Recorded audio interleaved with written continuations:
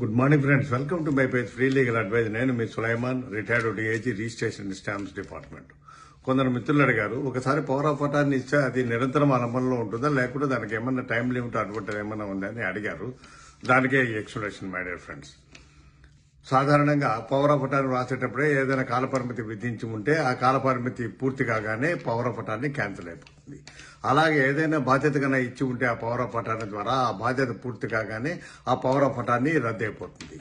ఒకవేళ ప్రిన్సిపల్ చనిపోవడం గానీ, మానసికంగా అస్వస్థత గురి కావడం గానీ, లేదా దివాలా తీయడం గానీ జరిగితే ఆ పవర్ ఆఫ్ అటార్నీ ఆటోమేటిక్ గా రద్దు అయిపోతుంది.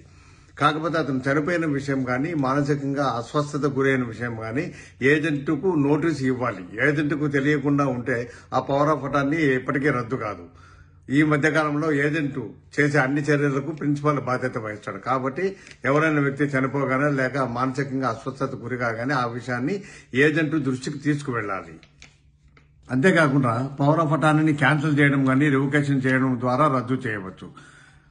ఏ విధంగా అయితే పవర్ ఆఫ్ అటార్నీని తయారు చేసేటప్పుడు పద్ధతి పాటించామో అదే పద్ధతిలో రద్దు కూడా జరగాలి. అంటే ఒకవేళ అది రిజిస్టర్ అయి ఉంటే కనుక రిజిస్ట్రేషన్ చేయడం ద్వారానే కానీ దాన్ని రద్దు చేయగలము. కాకపోతే ఈ రద్దు చేసిన విషయాన్ని ఏజెంట్ దృష్టికి తీసుకువెళ్లాలి, ఏజెంట్కు తెలియజేయపరచాలి, అతనికి నోటీస్ ఇవ్వాలి. అతనికి తెలియకుండా చేస్తే